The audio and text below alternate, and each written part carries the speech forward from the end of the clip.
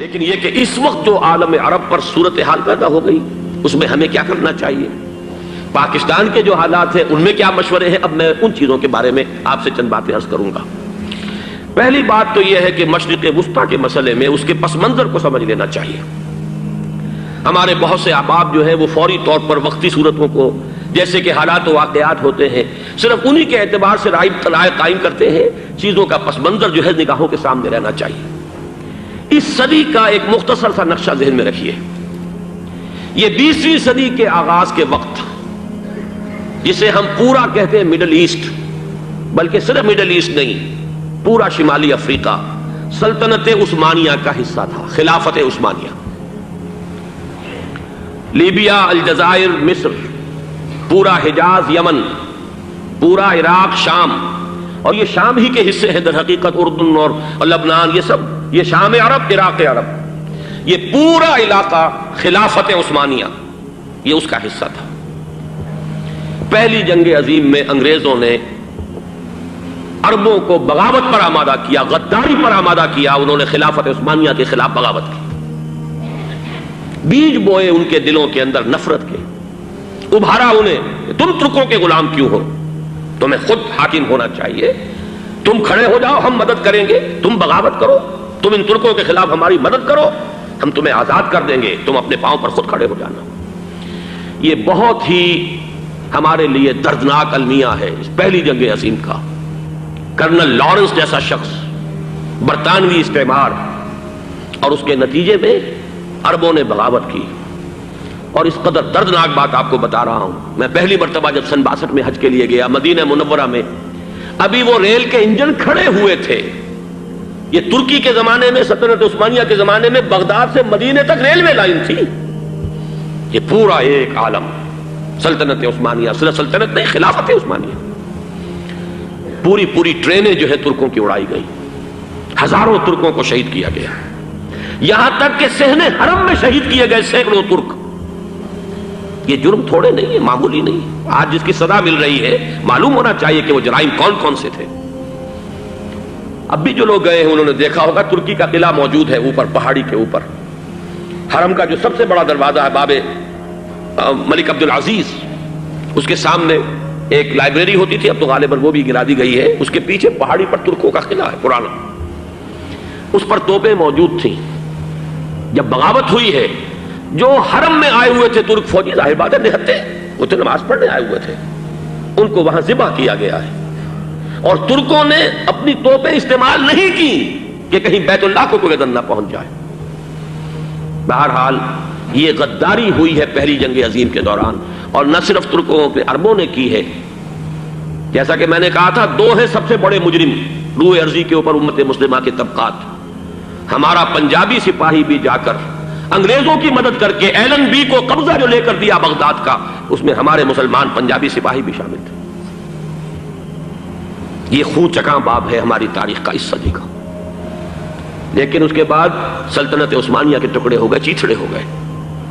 ایک انگریز نے لکھا ہے، یہ جملہ ذہن میں بجھا ہوا جملہ، کہ تاریخ میں یہ بات ثبت ہو جائے گی کہ ایک انگریز نے اس سلطنت کے ٹکڑے کر دیے کہ جو عمر فاروق نے قائم کی تھی رضی اللہ تعالیٰ عنہ۔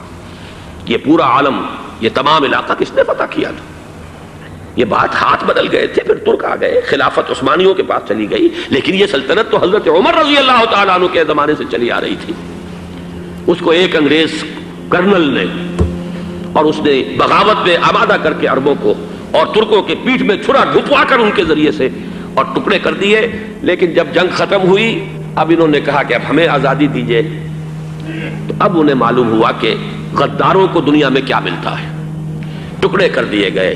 یہ حصہ عراق یہ انگریز کے پاس رہے گا، شام کا یہ علاقہ یہ فرانسیسیوں کے پاس رہے گا، مصر پر انگریزوں کا تسلط رہے گا، لیبیا اطالویوں کے پاس رہے گا، لے دے کر یہ جو علاقہ تھا حجاز، چونکہ وہاں کچھ تھا ہی نہیں، بوادٍ غیر ذی زرع، یہ عربوں کے پاس چھوڑ دیا گیا۔ اس وقت جو بادشاہ ہیں شاہ حسین اردن کے، ان کے دادا سب سے بڑے غدار وہی تھے، لہذا ان کو اس علاقے کی بادشاہت دے دی گئی۔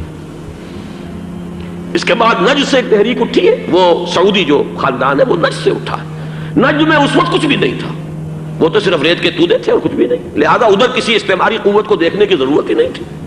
وہ تو بعد میں تیل برآمد ہوا اور اس کی حیثیت ہو گئی، اور یہ امارات کا علاقہ جو ہے اس کی دنیا میں اب گویا کہ یوں سمجھیے کہ جو سب سے زیادہ اہم علاقے ہو سکتے ہیں روئے ارضی کے نقشے پر، ان میں سے ایک وہ ہو گیا۔ لیکن یہ اس وقت کی بات میں کر رہا ہوں، کوئی حیثیت نہیں تھی، لہذا اس کو چھوڑ دیا گیا۔ یہ ہے تاریخی پس منظر، یہ لکیریں جو کھینچی گئی ہیں، یہ ایک ملت اسلامیہ کو جو قومیتوں میں تقسیم کیا گیا، پھر نعرے لگوائے گئے المصر للمصریین الشام للشامیین۔ اب شامی ایک علیحدہ قوم ہو چکے ہیں، مصری ایک علیحدہ قوم ہو چکے ہیں، عراقی ایک علیحدہ قوم ہو چکے ہیں۔ یہ ساری تقسیمیں استعمار کی پیدا کرنا ہے، اس کا کوئی تعلق اسلام کے ساتھ نہیں۔ اب ضرورت تو اس بات کی تھی کہ استعمار کے پنجے جب یہاں سے کچھ ہٹے، دوسری جنگ عظیم کے بعد ایک دور آیا، امریکہ ابھرا ہے دنیا کی عالمی سطح پر سیاست میں، اس کے ہاں کچھ آزادی کے تصورات تھے، اس نے بھی سپورٹ کیا۔ برطانیہ کمزور ہو چکا تھا، وہ اتنے بڑے علاقے کو ہولڈ نہیں کر سکتا تھا۔ ہندوستان بھی آزاد ہوا، پھر یہ کہ اور دوسرے علاقوں سے بھی اس کو پسپائی اختیار کرنی پڑی۔ استعمار کے پنجے جس طرح بھی ہوئے، ان کے سینوں سے، عربوں کے سینوں سے جو ہے گویا کہ وہ ہٹے، لیکن امریکہ نے ایک اپنی بہت بڑی حکمت عملی جو اختیار کی، عالم عرب کے سینے میں اسرائیل کا خنجر پیوست کر دیا، تاکہ یہ کبھی آزاد نہ ہو جائیں، ہمارے انگوٹھے تلے رہے، ہماری پالیسی گورن کرے۔ یہ استعمار کا دوسری جنگ عظیم کے بعد، جہاں برطانوی استعمار، فرانسیسی استعمار رفتہ رفتہ یہ ہٹنے شروع ہوئے۔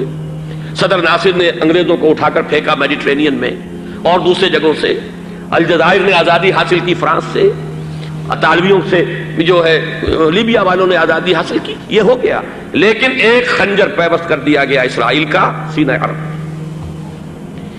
اس صورتحال میں ظاہر بات ہے کہ ایک تو بڑی آئیڈیل پوزیشن تھی کہ پورا عالم اسلام متحد ہو، لیکن وہ تو بہت دور کا خواب معلوم ہوتا ہے۔ علامہ اقبال سے بڑا کوئی نقیب نہیں ہے ملت اسلامی کی وحدت کا۔ ایک ہو مسلم حرم کی پاسبانی کے لیے، نیل کے ساحل سے لے کر تا بخا کے کاشغر۔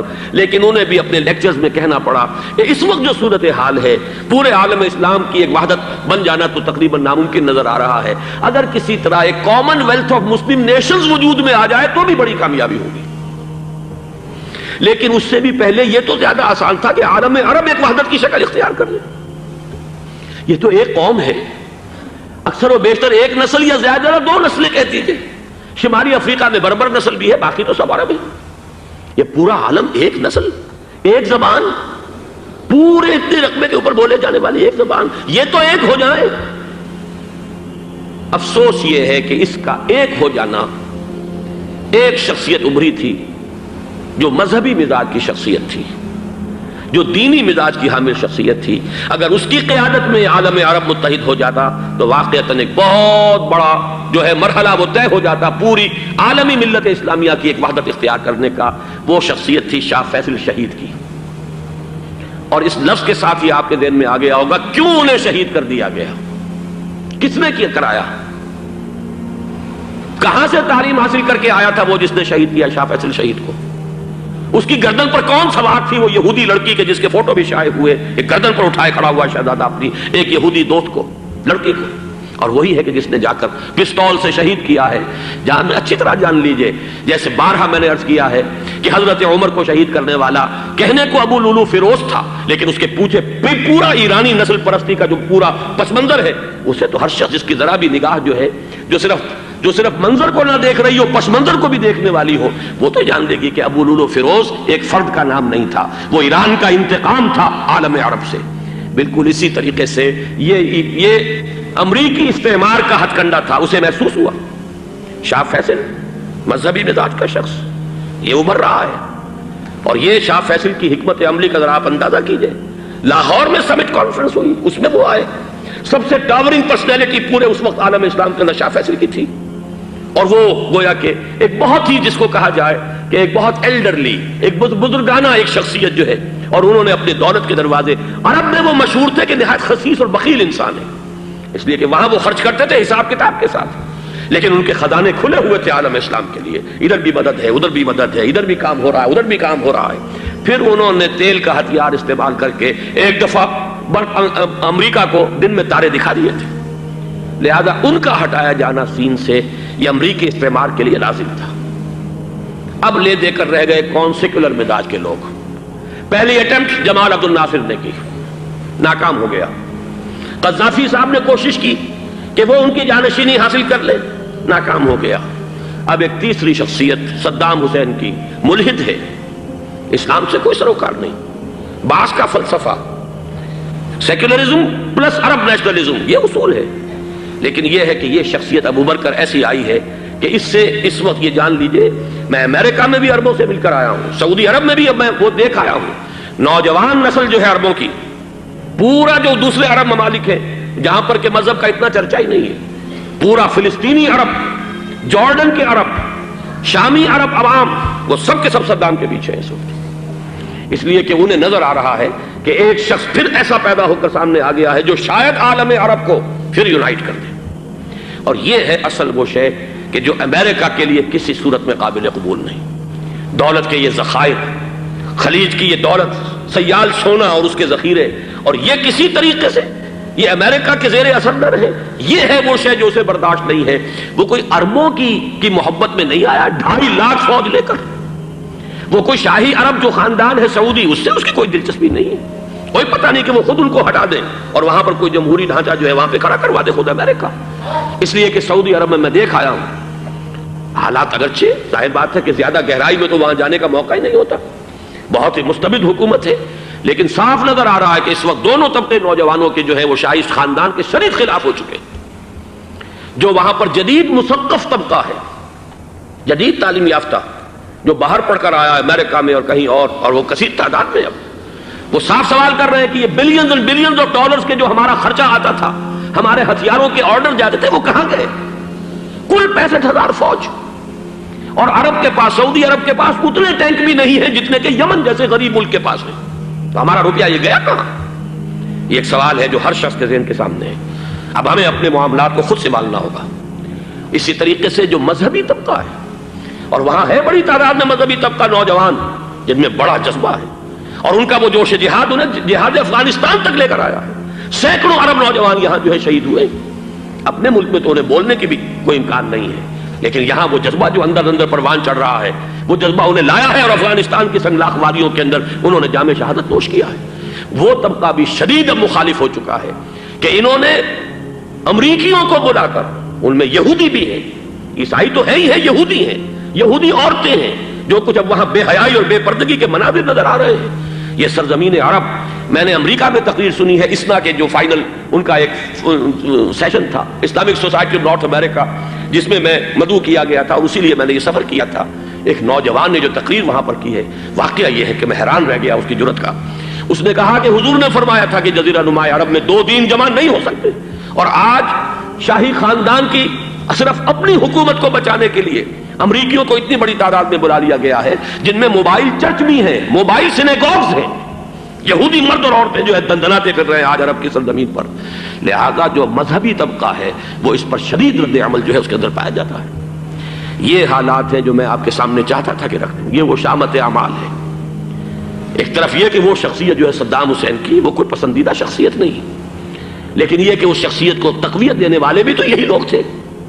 انہیں خطرہ تھا ایران کے انقلاب سے کہ کہیں اسی قسم کا کوئی انقلاب ہمارے ہاں نہ آ جائے، لہذا انقلاب ایران کو ایکسپورٹ نہ ہونے دے، اس لیے انہوں نے اسی صدام حسین کو بلینز اور بلینز آف ڈالرز کی مدد دی۔ آج وہی ہے، عربی کی تو ایک کہاوت بھی ہے، سم من کلبک، یا کو اپنے کتے کو کھلا پلا کے موٹا کرو، کسی روز تمہیں کو کاٹے گا۔ آج وہ تو انہیں کاٹ رہا، لیکن یہ کہ اس کا جو علاج تجویز ہوا ہے وہ انتہائی خوفناک ہے۔ 2.5 لاکھ امریکی، وہ استعمار کے پنجے جو بمشکل عالم عرب کے سینے سے جو گڑے ہوئے تھے اس استعمار نے، مشکل ہٹے تھے کہ ایک دم اب وہاں پر خبریں آ رہی ہیں، فرانسیسی بھی آ رہے ہیں، برطانوی بھی آ رہے ہیں، کہاں کہاں سے فوجیں آ رہی ہیں، اور وہاں پر 2.5 لاکھ تو صرف امریکن آرمی کا، اس میں تقریباً 1.5 لاکھ تو پہنچ چکی، اور جو بھی ہوگا وہاں پر جیسا کہ میں نے عرض کیا ہے اس قدر خوفناک سین ہے۔ میں نے بہت سے حضرات واقف ہوں گے، کئی مرتبہ میں نے حوالہ دیا ہے مولانا سید حامد میاں رحمہ اللہ کا۔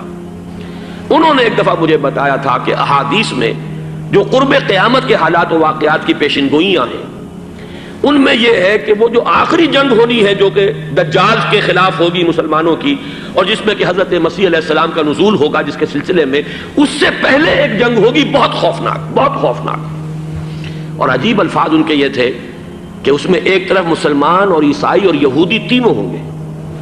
یہ بات سمجھ میں نہیں آتی تھی کہ مسلمان اور یہودی ایک جگہ کیسے جمع ہو سکتے ہیں۔ آج وہ نقشہ نظر آ گیا ہے۔ آج اسرائیل، امریکہ، سعودی عرب اب یہ ایک ہے، بلکہ چلتے آئیے مصر، اسرائیل، سعودی عرب اور جو بھی ان کے حواری ہیں وہ سب ایک صف میں کھڑے، اور ان کے اوپر سیادت کس کی ہے؟ امریکہ کی۔ وہ نقشہ آ گیا ہے۔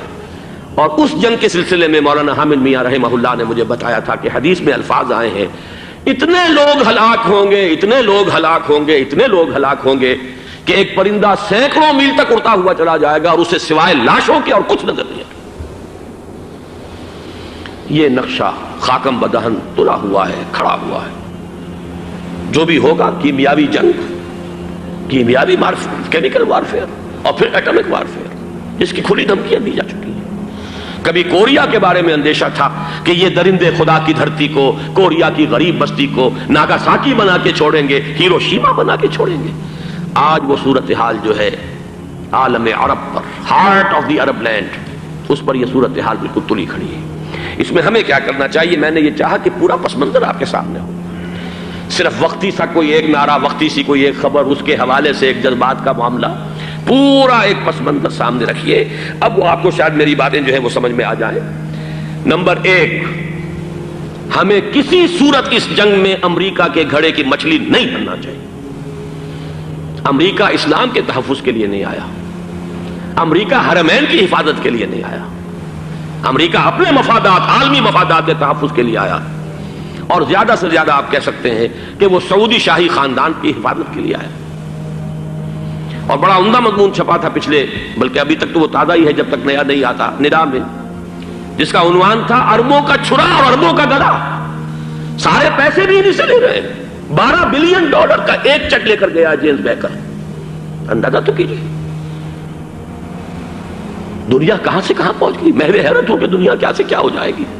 2 ماہ قبل اس کا تصور نہیں ہو سکتا تھا۔ اتنی بڑی قوت امریکہ کی، تباہ کن قوت، اور جمع ہو جائے گی عرب کے اندر۔ لیکن یہ کہ وہ کاسٹ بھی اربوں ہی کی ہوگی، انہی کا چھرا، انہی کا گلا۔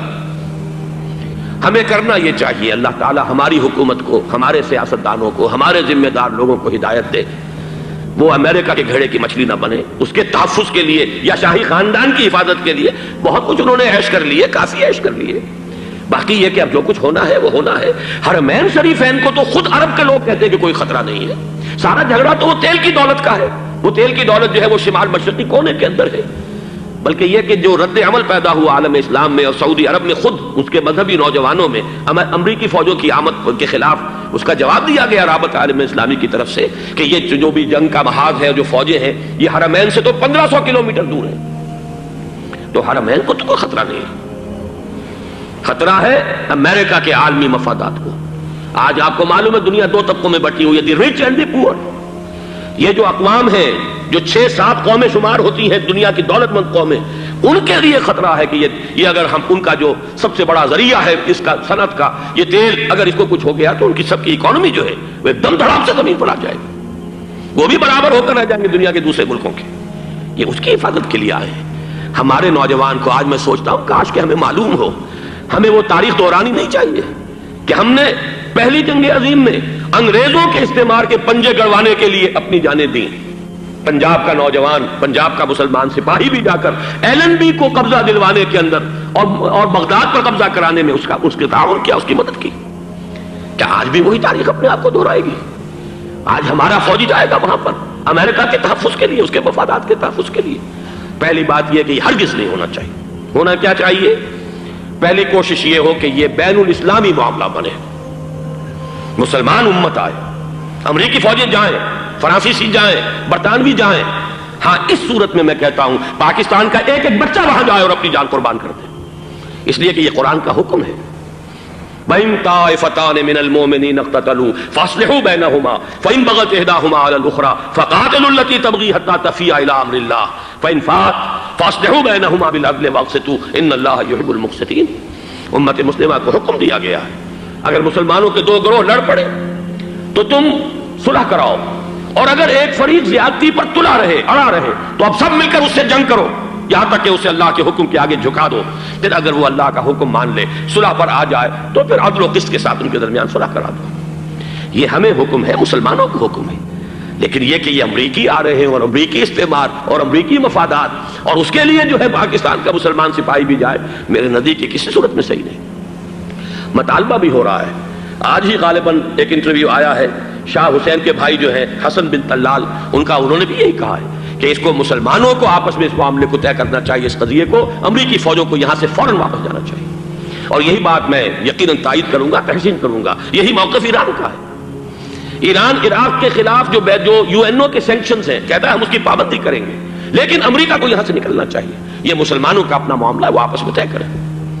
پاکستان کو بھی یہی موقف اختیار کرنا چاہیے پوری قوت کے ساتھ۔ اس میں کوئی بھی اگر کمزوری ہو رہی ہے تو در حقیقت یہ گویا کہ ہم امریکی استعمار کے ہاتھ میں اس کا اعلی کار بن کر، کھلونا بن کر استعمال ہو رہے ہیں، جو کہ ہمیں کسی صورت میں نہیں کرنا چاہیے۔ اگر یہ بھی ناکافی ہو تو دوسرا ایک اور مسئلے کا حل موجود ہے، اس سے براڈر سطح پر، کہ غیر جانبدار ممالک اگر کوئی ہے ان کو بھی اس قضیے کے اندر شامل کیا جائے۔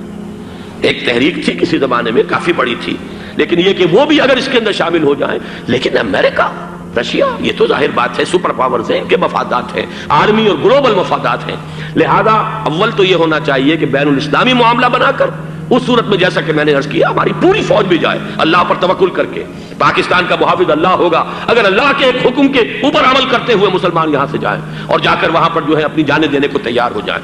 لیکن اگر یہ اس میں بھی کافی نہ ہو تو جو بھی غیر جانبدار ممالک ہیں ان کو بھی اس معاملے کے اندر شریک کیا جا سکتا ہے۔ بدرجۂ آخر اگر پاکستانی فوج جائے، وہ صرف حرمین شریفین کے گرد و نواح میں ان کو ڈپلوائے کیا جانا چاہیے۔ اگر خدا نہ خواستہ وہاں پر کوئی آنچ آنے کی شکل پیدا ہو جائے تو اس کی، اے ارض پاک تیری حرمت پہ کٹ مرے ہم، اس کے لیے مسلمانوں کو تیار رہنا چاہیے۔ اس لیے کہ بہرحال جہاں تک ارض پاک کی حرمت کا تعلق ہے وہ ہمارے ایمان کا جز ہے۔ باقی برطانوی مفادات، امریکی مفادات، صنعتی ممالک کے مفادات، یا کسی شاہی خاندان کے مفادات، یہ شاہی خاندان یہ تو گرتی ہوئی دیواریں ہیں، جانا ہے آج نہیں تو کل، لیکن یہ کہ اصل معاملہ ہے امت کا، اصل معاملہ ہے امت مسلمہ کا، اصل معاملہ ہے حرمین شریفین کا، لہذا ان دونوں چیزوں کو لازماً گڑبڑ نہ کریں۔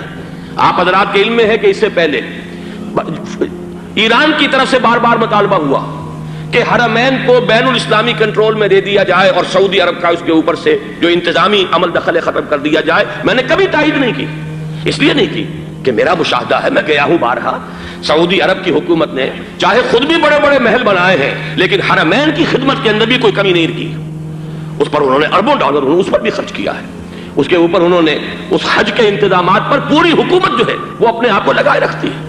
لہذا اس اعتبار سے کوئی کمی کی بات نہیں وہاں پر آئی کہ جس کے لیے ضرورت ہو کہ ان کا عمل دخل وہاں سے ختم کیا جائے، لیکن یہ صورتحال اب جو پیدا ہو گئی ہے یہ بالکل مختلف ہے، اسے اس کے کانٹیکسٹ کے اندر دیکھا جانا چاہیے، اور اسی کے حوالے سے میں نے چند رائے آپ کے سامنے رکھی۔ اب آئیے پاکستان کی طرف، جو ہمارا اصل مسئلہ ہے، اس کے تو ہم سب سے بڑے ذمہ دار ہیں، اس کی بھلائی ہے تو، برائی ہے تو، اس میں خیر آتا ہے تو وہ بھی ہماری کوشش اس کے لیے ضروری ہے، اور کوئی شر پیدا ہوتا ہے تو اس کی ذمہ داری بھی ہم پر آئے گی۔ اس کے ضمن میں چند باتیں عرض کر رہا ہوں۔ شدید ترین خطرہ ہے، جیسا کہ میں عرض کر چکا ہوں، کہ بھارت حملہ کرے گا۔ مجھے تو تقریباً یہ رائٹنگ آن دی وال کے مانند ایک فیصلہ نظر آ رہا ہے، بلکہ آج میں کسی سے کہہ رہا تھا کہ اگر اب نہیں تو پھر کبھی بھارت حملہ نہیں کر سکتا۔ اس کے لیے سچویشن بالکل رائٹ ہے۔ 2 مرتبہ ایکسرسائز کر چکا ہے وہ، خاص ٹارگٹ بنا کر حیدرآباد کو، اور اس کے پیش نظر ہے سندھ میں جو بھی خلفشار ہے اسے اس کے علم میں ہے، جو بھی تصادم ہے۔ اب بھی اگرچہ اس وقت کی جو ہماری اندرونی سیاست ہے یہ اس کا کرشمہ سامنے آیا ہے کہ جی ایم سید صاحب کو ایگزونریٹ کیا جا رہا ہے، ان کو محب وطن کا خطاب دوبارہ دیا جا رہا ہے۔ وہ شخص کہ جس نے اسلام کے خلاف انتہائی زہریلی باتیں کی ہیں، وہ شخص جس کی کتاب اب پاکستان ٹوٹ جانا چاہیے، وہ لاکھوں کی تعداد میں ہندوستان سے چھپ کر آئی ہے، یہاں تقسیم ہوئی ہے، آج اسے سند دی جا رہی ہے۔ یہ ہے ہماری اندرونی سیاست کے کرشمے، میں اس پر تفصیل سے نہیں جانا چاہتا، لیکن اس شخص کی دیکھیے، وہ جو علامہ اقبال کا شعر ہے کہ بت کرے میں برہمن کی پختہ زناری بھی دیکھ، دیکھ کعبے میں شکست رشتہ تسبیح شیخ، اور بت کرے میں برہمن کی پختہ زناری بھی دیکھ، کہ نظر یہ آ رہا ہے کہ اس نے رہا ہوتے پہلا بیان یہ دیا ہے کہ ہماری پہلی ترجیح یہ ہے کہ پاکستان ٹوٹ جائے، اور ہندوستان کے ساتھ ہم ایک انڈیپینڈنٹ اسٹیٹ کی حیثیت سے کانفیڈریشن قائم کریں، سندھو دیش confederation with India independent of Pakistan. پھر دوسری ترجیح بھی ہے، تیسری آخری ترجیح یہ ہے کہ پاکستان کو 5 ریاستوں میں تقسیم کر دیا جائے اور ایک لوز کانفیڈریشن ہو، بس اس کے سوا کچھ نہیں۔ 5ویں بھی وہ اردو والوں کے لیے نہیں، مہاجرین کے لیے نہیں، ان کے لیے تو ان کے پاس کچھ نہیں ہے۔ 5ویں بھی پنجاب میں سے کاٹ کر سرائیکی صوبہ بنایا جائے، اور سندھ میں تو بہرحال اردو بولنے والوں کو سندھی بن کر رہنا ہوگا۔ یہ اس شخص کا رہائی کے بعد بھی بیان ہے جسے آپ سند دے رہے ہیں کہ وہ محب وطن ہے، اور وہ غدار نہیں ہے، وہ پاکستان کا مخالف نہیں ہے۔ بہرحال یہ حالات جو ہے انتہائی خوفناک ہیں ہمارے۔ آج کشمیر میں جو صورتحال ہے ہندوستان کے لیے انتہائی تشویشناک ہے۔ جو بدنامی اس کو مل سکتی تھی مل چکی ہے، اور یہ آپ نے دیکھ لیا، وہ امریکہ بہادر جو 1.5-2 لاکھ آدمی لے کر پہنچ گیا سعودی عرب میں، اس نے انگلی تک نہیں اٹھائی ہے کہ کشمیر میں بھارت کیا کر رہا ہے۔ یہ ہے ان کی ڈبل سٹینڈرڈز، یہ ہے ان کی بے ایمانیاں کہ بھارت جو کچھ کر رہا ہے وہاں۔ آج اگر ظلم ہو رہا ہے کویت میں عراقیوں کے ذریعے، پورے ورلڈ ٹیلی ویژن پر، CNN پر، فلاں پر، اور اخبارات میں، آج بھی ایک لمبا مضمون میں نے اخبار میں پڑھا ہے، لیکن یہ ہے کہ کشمیر میں کیا ہو رہا ہے کہیں تذکرہ نہیں ہو رہا۔ یہ ہے دنیا کے اندر دیانت اور امانت اور شرافت کا حال، اور بین الاقوامی سیاست جو ہے اس کے ڈبل سٹینڈرڈز۔ لہذا جو بدنامی بھارت کو آ سکتی تھی وہ آ چکی ہے۔ ہندوستان سے ایک نوجوان مسلمان صحافی دہلی سے آئے تھے، نئی دنیا ایک پرچہ نکلتا ہے، اس کے طرف سے وہ دورہ کر کے گئے ہیں، مجھ سے بھی لاہور میں ملے تھے، تقریباً 1 مہینہ 1.5 مہینہ ہوا۔ ان کے الفاظ سن کر میں کانپ گیا تھا۔ انہوں نے کہا تھا کہ بھارت کی حکومت اس کے اوپر تلی ہوئی ہے کہ چاہے ایک اور آخری کشمیری کو بھی ہلاک کرنا پڑے، وہ کشمیر کے اندر کبھی بھی کوئی معاملہ جو ہے کشمیر کی آزادی یا کشمیر کو پاکستان کے لیے جانے کے لیے تیار نہیں ہے۔ کیا بگڑے گا اس کا؟ آپ سمجھیے کہ اگر 80-90 کروڑ قوم کی ایک قوم ہے، 1 کروڑ آدمی ختم کر دیں، ان کا دل تو جو ہے اس پہ دکھے گا نہیں۔ حال ہمارا یہ ہے کہ ہم تو کوئی چیلنج بھی نہیں کر سکے، ہم تو اپنی صفائی دیتے رہے کہ نہیں ہمارا کوئی ہاتھ نہیں ہے، ہم نے کچھ نہیں کیا ہے، ہمارا کوئی اس کے اندر عمل دخل نہیں ہے، بس یہی ہماری ڈپلومیسی کا شاہکار رہا ہے۔ یہ حال ہے پاکستان کا۔ لہذا بھارت کا وہ معاملہ جو ہے، میں نے جیسا کہ آپ کے سامنے مختلف فیکٹرز گنوا دیے تھے، اندرونی اس کی سیاست، اندرونی خلفشات، وہ تو اب آ کر رہے گا۔ اللہ یہ کہ اللہ تعالیٰ کے قبضہ قدرت میں ہر شے ہے، وہ ٹال دے تو ٹال دے۔ مجھے اقبال کا وہ شعر یاد آ رہا ہے، تقدیر تو مبرم نظر آتی ہے لیکن پیرانے کلیسا کی دعا ہے کہ یہ ٹل جائے۔ ہم دعا کریں کہ یہ ٹل جائے وقت، لیکن یہ ہے کہ تقدیر مبرم نظر آ رہی۔ اس حالت میں ہمیں کیا کرنا چاہیے؟ نمبر 1 یہ کہ سب سے اہم شے ہے قومی یکجہتی، اور قومی یکجہتی کے اعتبار سے انتہائی خوفناک مرحلہ آ رہا انتخابات کا۔ انتخابات میں تو کچھ نہ کچھ فساد، کچھ نہ کچھ دنگا، کچھ نہ کچھ ہنگامہ، ایک دوسرے کے خلاف کیچڑ، ایک دوسرے کے خلاف الزامات، بوچھاڑ، یہ تو بڑھتے ہیں۔ بھارت میں بھی قتل و غارت گری ہو جاتی ہے کچھ نہ کچھ۔ لہذا یہاں پر بھی پیر پگاڑا صاحب جو ہمیشہ سے کہتے چلے آ رہے ہیں فیملی پلاننگ، آج پھر ان کا جملہ آ گیا ہے کہ شاید اس انتخابات میں فیملی پلاننگ کے ذریعے سے کوئی بہت بڑا کام ہو جائے۔ پہلی بات تو یہ ہے کہ میں نے اب تک یہ کہا ہے کہ انتخاب کسی صورت میں پوسٹ پون نہیں ہونے چاہیے۔ اب بھی میں یہ کہتا ہوں کہ اگر تو انتخابات کا بدل صرف ایک ہے اور وہ مارشل لا ہے، تو پھر مارشل لا سے تو بہتر ہے کہ وہ انتخابات ہوں چاہے اس میں کوئی خلفشار بھی ہو، اس لیے کہ مارشل لا کا مطلب جو ہے وہ تو سندھ کے اندر ایک ناگزیر دھماکہ ہو جائے گا، تباہ کن، خوفناک، اور پھر بھارت کو کچھ کرنے کی ضرورت نہیں ہوگی، کیا کرایا اسے سارا معاملہ سندھ کے اندر سے مل جائے گا۔ مارشل لا ہرگز نہیں ہونا چاہیے۔ وہ بات جو سن 80 میں نے 18 اگست 1980 کو کہی تھی ضیاء الحق مرحوم سے، آج پھر اسی بات کی میں تکرار کر رہا ہوں، اعادہ کر رہا ہوں۔ مارشل لا پاکستان کے لیے سوسائڈل ہے، لیکن ایک آلٹرنیٹ سامنے آیا ہے۔ ایک تو پشاور ہائی کورٹ کا ورڈکٹ آ گیا، اور یہ کہ کچھ اور لوگوں کی طرف سے بھی باتیں آئی ہیں۔ 1-2 دن ہوئے ہیں، جنگ میں 2 اہم سرخیاں تھیں، اور وہ بڑے اونچے حلقہ جو ہمارا فوج کا اونچا حلقہ ہے اس کی طرف سے اگرچہ نام کسی کا نہیں تھا۔ ایک تو یہ کہ مارشاء اللہ یہاں کسی صورت نہیں لگے گا، دوسرے یہ کہ کوئی قومی حکومت کی تشکیل جو ہے اگر کسی طرح ہو سکتی ہو تو وہ اس وقت کا حل ہے، اور وہ اسی شکل میں ممکن ہے۔ اگر تو الیکشن آپ پوسٹ پون کرتے ہیں اور اسمبلیاں پرانی بحال نہیں کرتے، تو پھر تو اس کا مطلب یہ کہ ہمارا کانسٹیٹیوشن ایبروگیٹ ہو گیا اور اس کا آلٹرنیٹ سوائے ایک مارشل لا کے اور کوئی نہیں ہے۔ لیکن اگر صدر اسحاق صاحب ہمت کر لیں ملک کے حالات کو دیکھ کر، جو اس وقت صورتحال ہے، جو خطرات ہیں بارڈر پر، ان کو دیکھتے ہوئے یا تو یہ کہ عدالتوں کے ذریعے سے اسمبلیاں بحال ہو جائیں، اس میں حکومت زیادہ رکاوٹ نہ ڈالے، یا یہ کہ خود صدر اسحاق صاحب واپس لے سکتے ہو قدم تو واپس لے لیں، لیکن یہ کہ تمام پارٹیز سے یہ پہلے عہد لے لیا جائے کہ وہ ایک قومی حکومت کی تشکیل کریں گے۔ یہ وہ بات ہے، آپ کو یاد ہوگا مرزا اسلم بیگ صاحب، انہوں نے بالکل شروع میں سن 88 کے الیکشن کے بعد کہا تھا کہ نیشنل گورنمنٹ فارم کی جانی چاہیے۔ اس وقت تو کسی نے دھیان نہیں دیا، پیپلز پارٹی بڑے نشے میں تھی، اس کو خاص طور پر سندھ میں جس طرح کا واک اوور ملا تھا، اس کا ایک نشہ تھا اس کے دماغ پر، اس لیے وہ سوچنے پر تیار نہیں ہوئی۔ لیکن یہ کہ وہ جو ایک فارسی میں کہا جاتا ہے کہ ہر چے دانا کنت کنت نادا لیک بعد از خرابی بسیار، اب اس خرابی بسیار کے بعد بھی اگر عقل آ جائے اور ایک نیشنل گورنمنٹ بنائی جا سکے اور اس کے حوالے سے الیکشن کو پوسٹ پون کیا جا سکے، تو میرے نزدیک یہ رائے پوری قوت کے ساتھ دی جانی چاہیے، پیش کی جانی چاہیے، اس لیے کہ الیکشن اس وقت جس خلفشار کا سبب بن جائے گا، ذریعہ بن جائے گا، اس کو تو گویا کہ اور بھارت کے جو گھناونے عزائم ہیں ان کو اور تقویت دینے کا سبب اور ذریعہ بن جائے گا۔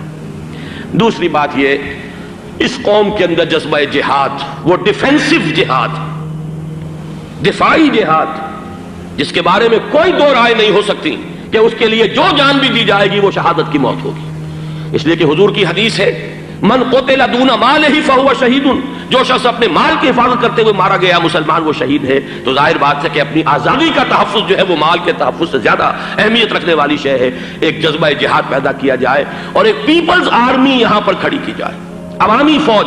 فوج صرف نہیں کر سکے گی تحفظ جب تک کہ پوری قوم جو ہے وہ فوج کی شکل اختیار نہ کر لے، لیکن ظاہر بات ہے کہ اس کا بھی امکان اسی صورت میں ہوگا جبکہ کوئی ایسی حکومت وجود میں آ گئی ہو کہ جس میں وہ اپوزیشن اور گورنمنٹ کا جھگڑا جو ہے وہ اوپر نہ چل رہا ہو، وہ آپس کی معاد آرائی نہ ہو، تبھی کوئی پیپلز آرمی جو ہے اس کا تصور جو ہے سامنے آ سکتا ہے۔ اللہ تعالیٰ توفیق دے کہ ہم اس کو بھی کر سکیں۔ آخری بات، آج میں سوچ رہا تھا کہ حضور کو اللہ تعالیٰ نے 2 تلواریں دے کر بھیجا تھا۔ ایک تلوار قرآن، جاہدہم بہی جہادا کبیرا، اے محمد یہ ہے آپ کی تلوار، اس کے ذریعے جہاد کیجئے، قلع قمع کیجئے جاہلیت قدیمہ کا بھی، قلع قمع کیجئے جاہلیت جدیدہ کا بھی، اور یہ بے یقینی کو رفع کیجئے، ایمان پیدا کیجئے۔ یہ ہے کہ جو آج ہمارے پاس وہ جہاد بالقرآن کے حوالے سے ہے۔ اور دوسرا ہتھیار تھا دین حق، هو الذی ارسل رسولہ بالہدی ودین الحق لیظہرہ علی الدین کلہ۔ وہ نظام عدل اجتماعی، وہ جو واقعہ یہ ہے کہ اگر اس کا نمونہ دنیا کو دکھا دیا جائے تو پوری دنیا اسے قبول کرے گی، اس لیے کہ دنیا تو پیاسی ہے، دنیا مختلف نظاموں کو ٹرائی کر کے تھک چکی ہے۔ اس نے جمہوریت کا تجربہ بھی کر لیا ہے جس نے سرمایہ داروں کی آمریت کی شکل اختیار کر لی، دنیا نے کمیونزم کا تجربہ بھی کر لیا ہے، وہاں سے بھی پسپائی اختیار کر رہی ہے نوع انسانی۔ لیکن یہ کہ وہ نظام عدل اجتماعی تو ہمارے پاس تھا۔ پچھلے سال آپ کو یاد ہوگا یہاں پر دسمبر کے مہینے میں اس کے اوپر سیمینار ہوئے تھے، سیاسی نظام، معاشی نظام، معاشرتی نظام، اخلاقی نظام، وہ پورا نظام زندگی جو ہے وہ ہمارے پاس ہے جس کے لیے یہ ملک لیا گیا تھا، اسلامی انقلاب برپا کر کے، اور یہاں پر اس دین کو قائم کیا جائے۔ میں چند باتیں بھارت کے حوالے سے کہنا چاہتا ہوں۔ بھارت کے سلسلے میں ہم سے بہت بڑی بڑی کوتاہیاں ہوئی ہیں ہندو قوم کے حوالے سے۔ پہلی کوتاہی یہ ہوئی کہ ہم نے 800 یا 1000 برس تک حکومت کی، اگرچہ صوفیاء نے کچھ تبلیغ کی یہاں پر، لیکن علمی سطح پر، انٹلیکچوئل لیول پر کوئی تبلیغ کا کام نہیں کیا۔ ہندوؤں کی جو اعلیٰ ذات کے لوگ ہیں، اور ہندو ذہن ہے فلسفیانہ ذہن، اس فلسفیانہ ذہن کو ہم نے کبھی سمجھنے کی کوشش نہیں کی، اس تک ہم نے دین کی دعوت کو نہیں پہنچایا۔ ہم نے جہاد بھی سیف کر کے انہیں زیر تو کر لیا، ان پر حکومت تو کی، لیکن یہ ہے کہ جہاد بالقرآن کے ذریعے سے ان کے نظریات، ان کے افکار، ان کے عقائد، ان کے نظریات باطلہ کا علاج نہیں کیا۔ یہ ایک بہت بڑا جرم تھا کہ ہم نے یہاں پر 1000 برس تک حکومت کی لیکن یہ فرض منصبی ادا نہیں کیا۔ اس ضمن میں آپ سے عرض کروں کہ پچھلے سال جب میں گیا تھا انڈیا، مولانا علی میاں سے مدظ اللہ العالی میری ملاقات ہوئی، میں نے انہیں ایک مشورہ دیا، وہ چونک گئے، انہوں نے مشورہ پسند بھی کیا، یہ مجھے نہیں معلوم کہ اس پر عمل کیا یا نہیں۔ میں نے ان سے عرض کیا کہ آپ ندوۃ العلماء میں سنسکرت کی تعلیم لازم کر دیں تاکہ یہاں کا عالم دین جو نکلے وہ ہندو جو مذہب کی کتابیں ہیں ٹاپ کی امہات کتب ان کو بھی سمجھ سکتا ہو۔ جب تک آپ ہندو ذہن کو نہیں سمجھیں گے اسلام اس کے سامنے پیش نہیں کر سکتے۔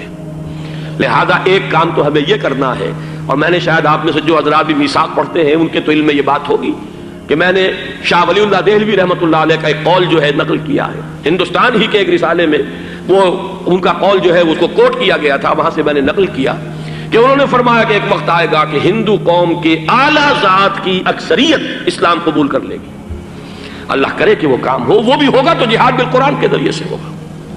دوسری دو کوتاہیاں کیا ہوئی؟ دیکھیے میں اس کی مثال دے رہا ہوں۔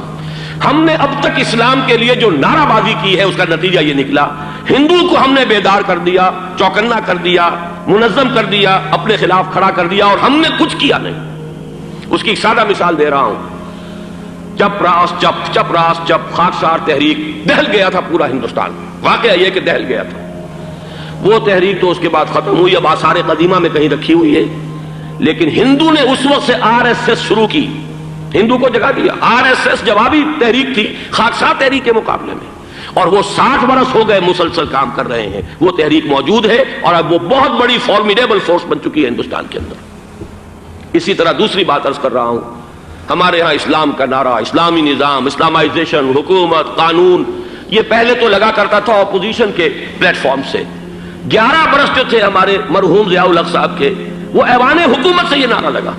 نتیجہ یہ نکلا ہندوستان میں رام راشٹر کی تحریک کھڑی ہو گئی جوابی رد عمل کے طور پر۔ ہم نے تو کچھ کیا بھی نہیں، سوائے کچھ کاسمیٹک تبدیلیاں، کچھ اوپر کی تبدیلیاں، کچھ رنگ و روغن، کچھ عید میلاد النبی زیادہ شوق سے اور زیادہ شان سے بنانی شروع کر دی، کچھ اور ہم نے اس طرح کے جو ہے وہ تقریبات کا آغاز کر لیا۔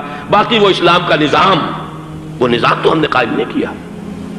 میں نے جو حضرات واقف ہیں مجھ سے، انہیں یاد ہوگا یہ کہ میں سن 80 میں پہلی مرتبہ بھارت گیا تھا، پاکستان بننے کے بعد۔ سن 47 نومبر میں نے کراس کیا تھا، from east Punjab to west Punjab, Pakistan آیا، خون اور خاک آگ کے دریا عبور کر کے۔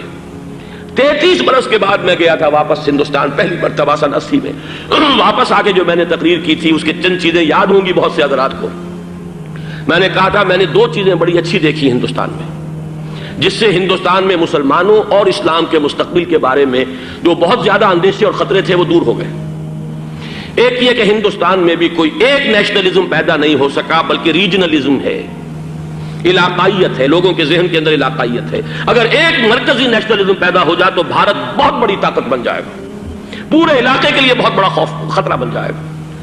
دوسری بات میں نے یہ عرض کی تھی کہ اللہ کا شکر ہے کہ ہندو مذہب کا کوئی ریوائول وہاں نہیں ہوا۔ بائی اینڈ لارج انڈین ہندو جو ہے وہ سیکولر ذہن کا ہے، مذہب کا احیاء وہاں نہیں ہوا۔ یہ سن 19 کی بات میں کہہ رہا ہوں، اس لیے کہ مذہب کا اگر احیاء وہاں ہو جائے تو مسلمان کے لیے بڑے خطرے کی بات ہو جائے گی۔ لیکن آج میں آپ سے عرض کر رہا ہوں 1990 میں 10 برس کے بعد، یہ جو 11 برس تک ہمارے ہاں اسلام کی رٹ لگی ہے، نتیجتاً اب وہاں ملیٹنٹ ہندو ریوائولزم ایک بہت بڑی قوت بن کر آ چکا ہے۔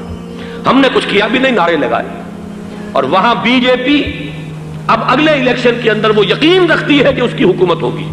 اس وقت بھی VP سنگھ کی حکومت جو ہے اسی کے بل پر کھڑی ہے۔ میری ملاقات ریاض میں ایک ہوئی ہے مراد آباد کے نوجوان سے، اور گفتگو کے آخر میں وہ رو پڑا کہ ہم ہندوستانی مسلمان کیا کریں، ہم تو ایک ایسی صورتحال سے دوچار ہو گئے ہیں کہ کوئی صورت ہمیں نظر نہیں آ رہی بچاؤ کی۔ 30 اکتوبر کی ڈیٹ دی ہوئی ہے VHP نے، وشوا ہندو پریشد جو ہے VHP، اس نے دے رکھی ہے کہ ہم نے ہر صورت کچھ بھی ہو جائے، اور ایسے ایسے طریقے ان کے ہیں۔ وہ پہلے اینٹیں انہوں نے روانہ کرنی شروع کی تھی، اس کے بعد اب یہ ہے کہ ایک ایک گاؤں سے ایک ایک آدمی آئے گا، 30 لاکھ گاؤں سے ایک ایک آدمی چل کر آئے گا، اور وہ جب پہنچیں گے تو کوئی ان کے اوپر چونکہ ایک ایک آدمی چل کر آ رہا ہوگا، کوئی دفعہ 144 حکومت کی نہیں لگ سکے گی، اور ہم جب اتنے لوگ جمع ہو جائیں گے لا محالہ ہم نے وہ مندر جو ہے تعمیر کرنا ہے اور وہ مسجد گرا دینی ہے۔ اور ادھر مسلمان جو ہے آخری طور پر طے کیے ہوئے ہیں کہ چاہے ہم سب کٹ مریں لیکن ہم یہ مسجد گرنے نہیں دیں گے۔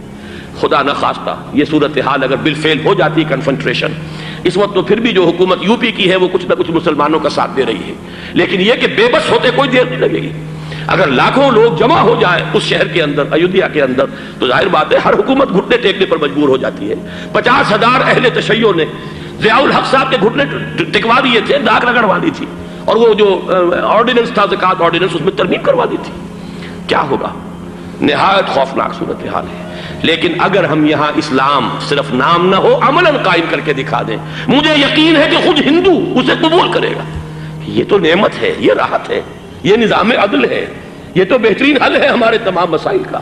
لیکن یہ کہ اگر ہم نے وہ کام نہ کیا، وہ اسلامی انقلاب کی طرف پیش قدمی نہ کی، وہ جاہدہم بہ جہاداً کبیرہ کے ذریعے سے ایمان، اور ایمان کے ساتھ اس کا لازمی نتیجہ وہ ایک جد و جہد، انقلابی جد و جہد، اور اس کے نتیجے میں پاکستان میں اسلامی انقلاب لا کر اسلام کے نظام عدل اجتماعی کو قائم کرنا، یہ ہے دوسرا کرنے کا اصل کام، اور یہ ہے در حقیقت کہ جو ہمارے تمام مسائل کا حل ہے۔